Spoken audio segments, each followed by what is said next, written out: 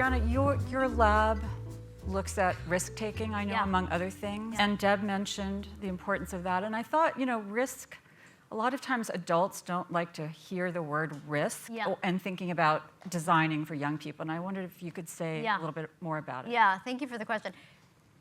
Risk is, another way of defining risk is learning through trial and error. Because when we take a risk, we don't know what the outcome is going to be. And that is exactly how we learn about the world. And I spent a bit of time in the talk talking about how our brains are designed to learn and to learn from risk. I didn't say the word risk, but it is a necessary way for us to experience the world, because as you mentioned, we can say many times don't do this or don't do that, but that until we experience it ourselves, it's actually not going to sink in. And so risk-taking plays a really important role in that learning process. And you're right that we don't like to hear the word risk because we think about health compromising risks, getting in a car with someone who's been drinking, sexual promiscuity, things that can lead to outcomes we don't want for our young people. But yet, risk can also mean raising your hand in class, or standing up for someone, or standing up for a cause that you believe in. All of that is a risk, especially in our current political climate where we don't know how that's going to land. Right. Great. Building on that and thinking about how one designs opportunities and programs for that kind of risk and learning and stretching oneself. Deb, what does the research say about how out-of-school time programs can be designed to support building on the kinds of needs that adolescents have, can help them, you mentioned future readiness, future forward, help young people find their future, and in particular in thinking about the kinds of things you were talking about, like in terms of what do I want to do next? Yeah. But at the same time, we know that many adolescents, as you talked about, they're also thinking about the here and now. Yeah. Yeah, it's such a great question. I think a lot about the idea of scaffolding or building skills. And so when we think about youth leadership, we talk a lot about youth leadership, and our friend Gabby is here schooling us on youth leadership. But the reality is that none of us come ready to lead, right? Like, it's a set of skills and opportunities to practice. And out-of-school time programs bring that in this really safe and flexible environment. And leadership is risk, right? And so, thinking about putting on a production, I'm a little arts-minded, so I'll use that as an example. And you don't just say to like a group of young people, like, pick a play and go, right? You say, you kind of go through the motions of what the choices and opportunities are, and maybe even build up to that sort of eventual autonomy.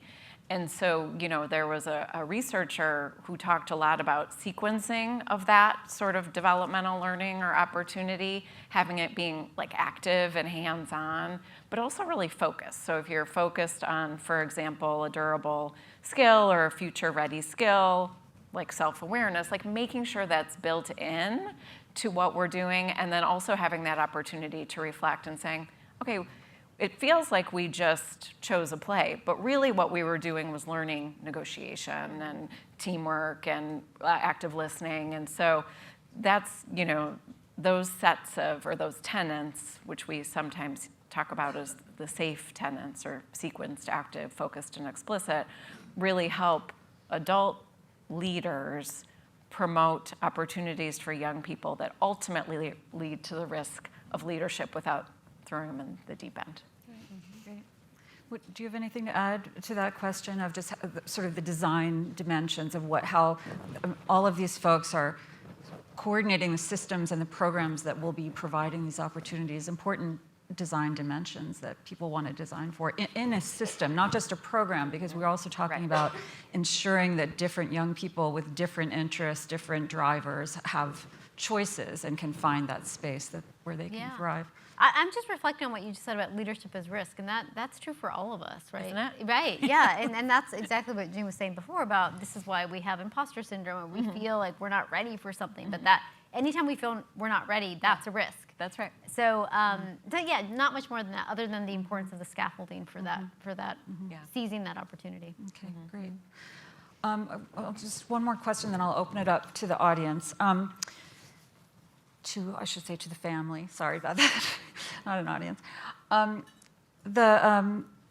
I guess one thing, and Anne mentioned that my own background is in out-of-school time learning, and one of the things that we know about the research is that there is plenty of research that shows the benefits of participating in out-of-school time, and we always wonder, well, are the kids who are showing up those kids who either their parents are getting them there and getting them to other places where they're getting supports, or they're already sort of self-motivated? And that's sort of a confound about the benefits of the programs because they're voluntary. Are people self-selecting into them? So the question is, because what we want to do in this initiative is really make sure that young people who haven't felt that they had a place in these opportunities or are facing various barriers to participation, which could be logistical, and that's obviously crucial, and that's sort of like Maslow's law. You got to deal with those. But then there are social and cultural barriers where people just, this issue of belonging. How can people think about what's most important for reaching those young people facing the most barriers to participation? What are some early things in whether it's recruitment, but also retention, like how to keep young people in the spaces? Part of the retention component, I think, is engaging with the families, and especially if there are cultural barriers or hesitation. I don't know if I mentioned in my talk, but certainly in my table, that I grew up in the kind of family where you didn't stray far from home. And that was just understood, if not explicitly, but it was explicit also. And the only way that being engaged in those programs worked is because my parents felt included in those programs and responded to. And they're, no, she won't be sleeping in the same cabin with the boys. Like that level of explicit direction that the parents also felt understood. Parents or caregivers or whomever. Yeah, I love this question, and I'll share that 20-something years ago, I was a community member, so imagine going back to your communities and telling them about this meeting. I was a community member in Chicago in one of Wallace's first-time investments in systems-level work. And the first thing we talked about, and really talked about for years in Chicago, was access.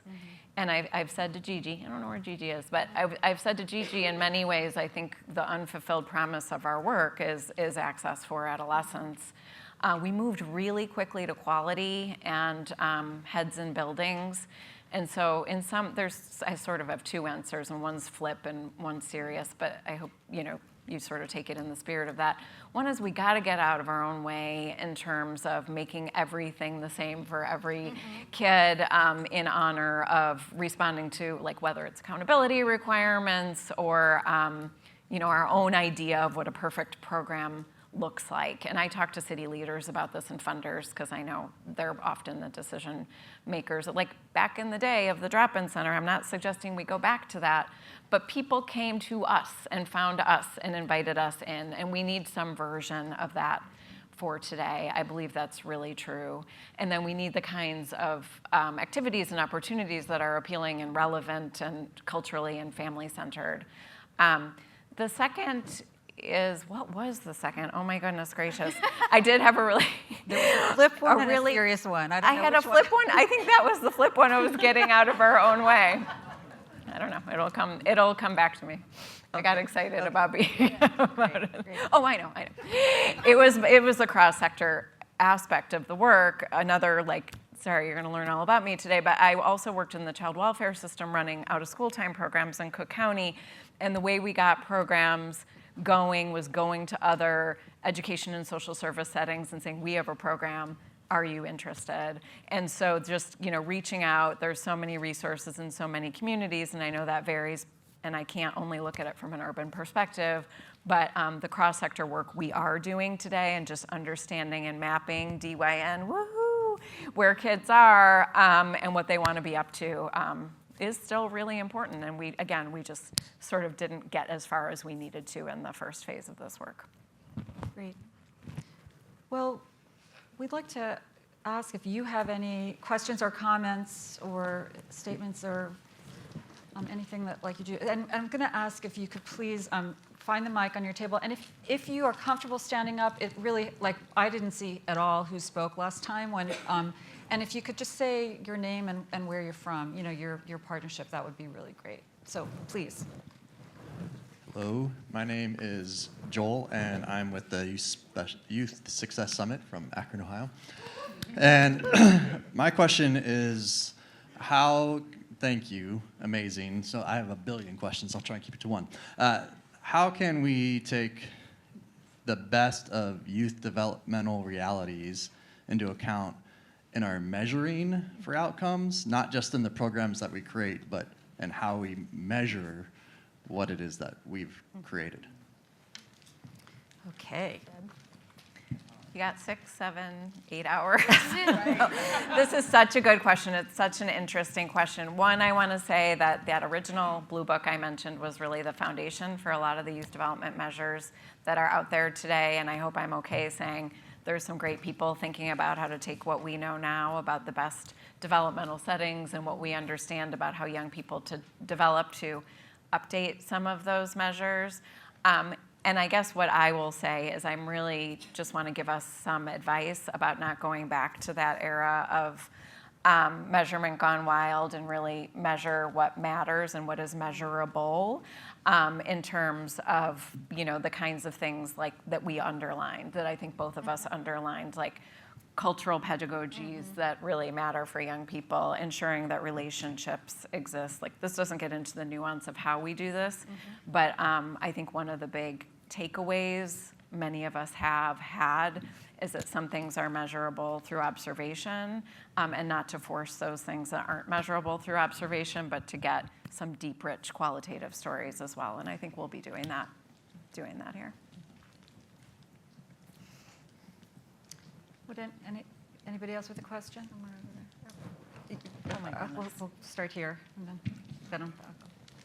Hi, I'm Nicole Fenichel Hewitt. I am with the executive director of the Artifact here with Poughkeepsie Children's Cabinet. Yeah. And I was really intrigued when you said that improving academics is an outcome of programs with a focus of improving academics. And I run arts programs, so there's lots of learning and growing that happens in the arts programs, but I was wondering if you could talk a little more about specifically what you mean by that, you know, because while that drop-in space isn't resulting in the outcomes that we want, I call that the extended bus ride, and we had really, really bad buses. And I was a little wondering, you know, the fact that young people don't necessarily want to go to a program that is tutor-focused. Did you want to take it? No, go ahead. You sure? Yeah. Yeah, I mean, I guess I want to say one thing, and I'm a big fan of the arts, by the way, and the benefits of the arts. And there are studies that demonstrate that all sorts of non-academic programs can produce academic benefits, but it doesn't ensure in a way that we want to assign to some sort of accountability mechanism. And so I guess there's like a twofold recommendation, and I tend to believe that measurement or evaluation should not drive practice. And if the best thing for that young person in that community is some informal time or is some time in an activity that might not have demonstrable outcomes, like, can that not be okay? It's okay for kids who pay for programs. But if we want to be accountable to a board or, you know, a public funding stream where we want to show academic outcomes, the science kind of says you want to just make sure that you're doing some work to move those outcomes. In particular, reading, it takes hours and hours of instruction to move reading. So I just worry when we assign those outcomes to programs doing really well, meaning other kinds of work. And can I add, Yeah, of course. add to Did I that? make that Vis-a-vis also AOA in particular. I mean, we're certainly thinking about building on the sort of the evidence that we saw earlier. across all different types of programs, this notion of social connection, belonging, and actual relationships, whether peer relationships or mentor relationships, those are things that you can actually count and look at and look across different kinds of programs with different kinds of purposes. Leadership is another great example. Voice. So I think that the way we've been thinking about it is that there are these very strong and important developmental needs that can be met that set people up for success. Yeah. And then, like in your program, there are very specific art skills and I know career readiness skills and things that may not be in the sports program. There may be something else happening in the sports program around teamwork. So I think that's the opportunity here, which is to really map out these different things. And in some cases, there may be a lot of reading and writing or math and science, and one would look for those kinds of outcomes in those programs. And some outcomes can't be measured, which is your point, right? We have to be okay with recognizing that some of these outcomes are not measurable. They're the intangibles that all of us spoke about earlier at our tables. Right. And I think that's also where the ecosystem comes in, Right. knowing that there's also efforts to strengthen what's going on in school or in the home or other spaces that intersect in a young person's life. Yeah. These are the tough questions, though, but Yeah, yeah. please. But I thought the person. Yeah, I'll Really? get. Are I'll, you sure? Okay. Sonia from Chattanooga. I've been on the sleep train for a very long time. Oh, good. I've been mostly focused, I'm from the school system, I'm mostly focused on this for young people and reading. I think the brain development around sleeping is big there. Yes. But say more. Yeah. Say more about the impact of sleep and if Yes. you have seen any places that have successfully moved families and or communities towards more sleep. Yes. How does that happen? Sometimes it's a mandate. So Seattle School Systems has done a great job. So in 2014, the American Academy of Pediatrics put out a recommendation that schools should start an hour later. Wherever your school starts, do it later for an hour later. And they did, and I was actually going to reference it in response to your question, that they aim to increase GPAs and exam outcomes and things like that. But what they also saw was a drop in car accidents, which is the second leading cause of young people's death. So there's concern that if we optimize sleep when young people need to sleep, that they will just go to bed later in terms of if we change school start time. But the data don't suggest that. It suggests that they're roughly going to bed at the same time, but yet they get that added benefit. And the reason this is important is because during puberty, actually, the relationship between what's called the suprachiasmatic nucleus, which is where our brain is sensing the light in the world, shifts. And so it releases melatonin about 2 hours later in the night than it does in adults. And melatonin is the hormone that makes us want to go to sleep. So it's a biological shift that shifts the circadian rhythm of young people, and our world is not designed for that shift. And so we are disadvantaging them in that we want them to be awake when we're awake, and yet they're not getting the rest that they need, even though we know how consequential it is for everything we care about: mental health, connections, cognitive maturation, all of those things. And the pillow helps, so I'm just keep saying that. And a good pillow. Yeah, get a good pillow.